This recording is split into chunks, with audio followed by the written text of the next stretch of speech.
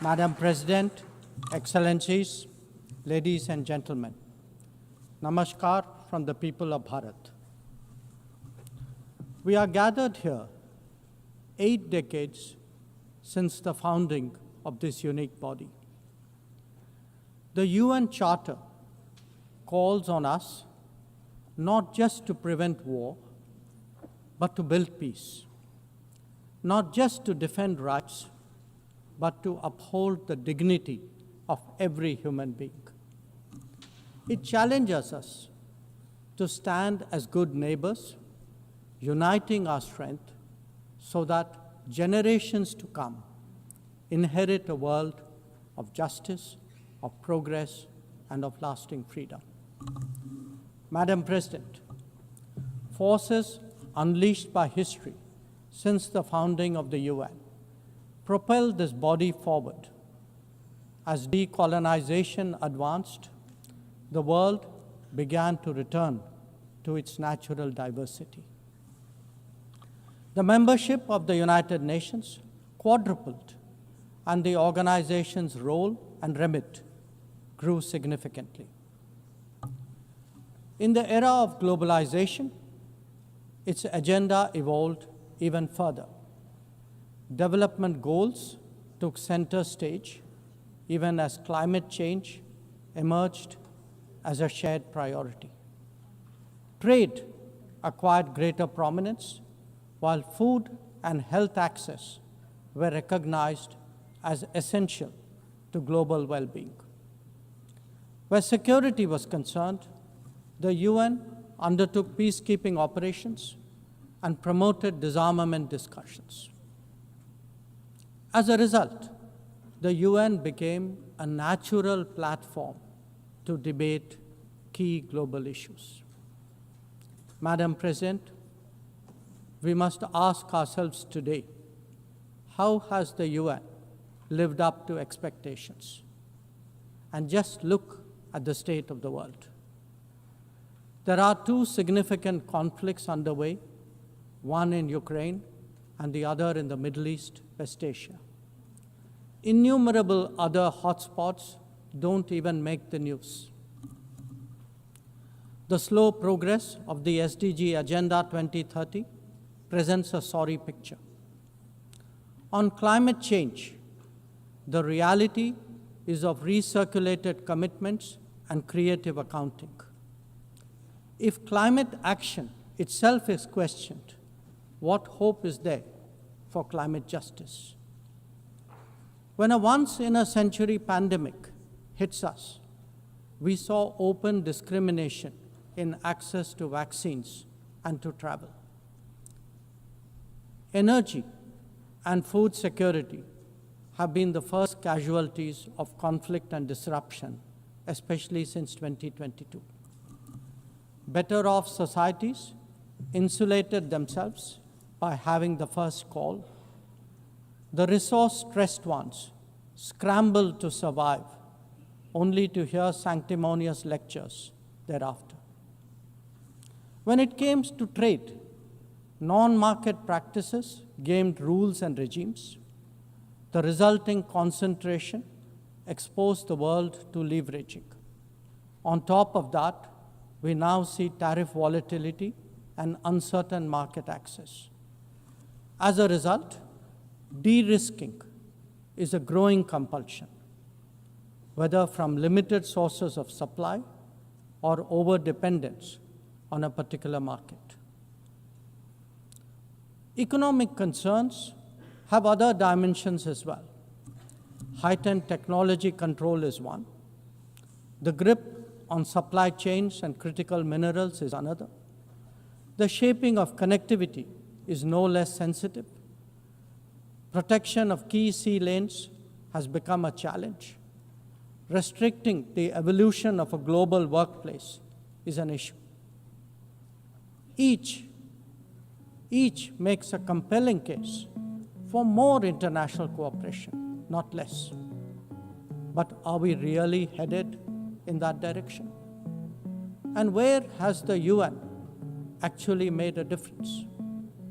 Madam President, as members of the UN, we meet here as sovereign equals. That is not a formalism, but a recognition of the inherent diversity of our world. Understandably, we have different history, traditions, heritage, and culture. For them to coexist, for them to enrich each other, it is imperative that we foster understanding and respect. This will only happen when we resist political interference and economic pressures, when narratives are free of prejudice, when double standards are abjured, and when pluralism is truly appreciated. Madam President, Excellencies, while asserting our rights, we must also firmly face up to threats. Countering terrorism is a particular priority because it synthesizes bigotry, violence, intolerance, and fear. India has confronted this challenge since independence, having a neighbor that is an epicenter of global terrorism. For decades now, major international terrorist attacks are traced back to that one country. UN's designated lists of terrorists are replete with its nationals. The most recent example of cross-border barbarism was the murder of innocent tourists in Pahalgam in April this year. India exercised its right to defend its people against terrorism and brought its organizers and perpetrators to justice. Because terrorism is a shared threat, Madam President, it is essential that there is much deeper international cooperation. When nations openly declare terrorism a state policy, when terror hubs operate on an industrial scale, when terrorists are publicly glorified, then such actions must be unequivocally condemned. The financing of terrorism must be choked, even as prominent terrorists are sanctioned. Relentless pressure must be applied on the entire terrorism ecosystem.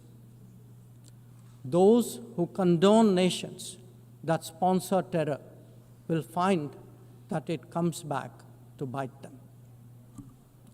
Madam President, an objective report card will show that the UN is in a state of crisis. When peace is under threat from conflicts, when development is derailed by lack of resources, when human rights are violated by terrorism, the UN remains gridlocked. As its ability to forge common ground diminishes, belief in multilateralism also recedes. Central to the erosion of the UN's credibility has been resistance to reform. Most members strongly desire change, but the process is being made an obstacle to the outcome. It is imperative that we see through this cynicism and purposefully address the reform agenda. The historical injustice done to Africa should be redressed. Both permanent and non-permanent membership of the Council must be expanded. A reformed Council must be truly representative, and India stands ready to assume greater responsibilities. Madam President, today the predicament of the Global South is especially acute.